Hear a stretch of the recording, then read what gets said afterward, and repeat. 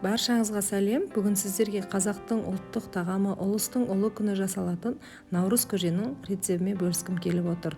Бұл көжені әр өңірде әртүрлі жасайды, дегенмен мен сіздерге өзімнің рецебімді ұсынып отырмын. Видеоны соңына дейін қараңыздар.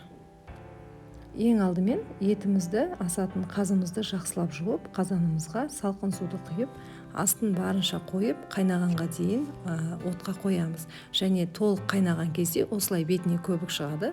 Көбігін толығымен тазартып алып, астын баяу қойып, 2 сағат етімізді қайнататын боламыз.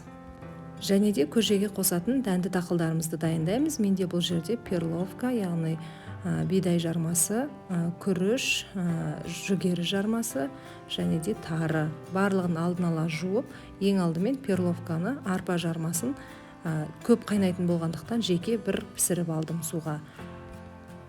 2 сағатта пісіп дайын болған етімізді сорпасын бөлек, етін бөлек, яғни сорпасын сүзгіден өткізіп, тазартып бөліп аламыз. Сүзіліп тазартылған сорпамызға ең алдымен күрішімізді саламыз. Қайнап жатқан кезде және де жүгері жармасын саламыз. Жақсылап араластырамыз. Толық қайнағаннан кейін бағанағы алдын ала жартылай пісіріп қойған перловкамызды, яғни арпа жармасын салып, тағы да 5-10 минут қайнатып аламыз баяу отта.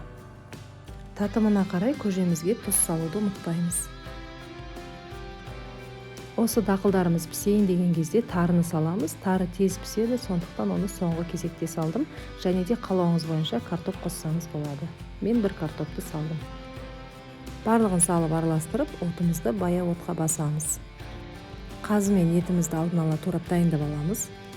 Көжемізге салатын қамырымызды илеп жайып дайындап аламыз. Бұл қамырдың рецебі менің YouTube каналымда бар.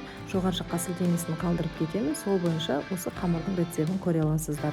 Қамырды жақсылап илеп, жайып, осылай кесіп аламыз. Егер кеспей қып кесем десеңіз де болады. Мен осылай қысқаша етіп кесіп шықтым. Алдын ала осылай кесіп дайындап қоямыз.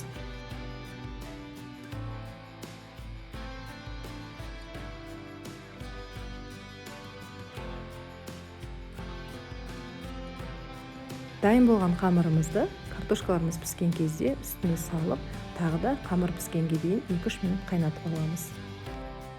Наурыз көже өте қасиетті тағам болғандықтан, әр қазақ жасап, осылай тойғанынша ішу керек.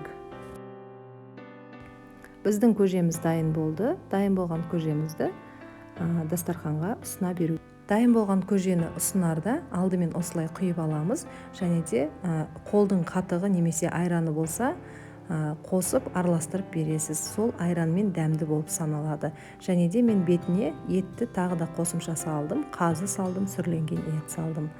Видеоны соңына дейін қарағаныңыз үшін рахмет. Видеом ұнаған болса, рецепт ұнаған болса, каналға жазылып пікір қалдыруды ұмытпаңыз. Сіздермен болған Гүлназ ас болсын.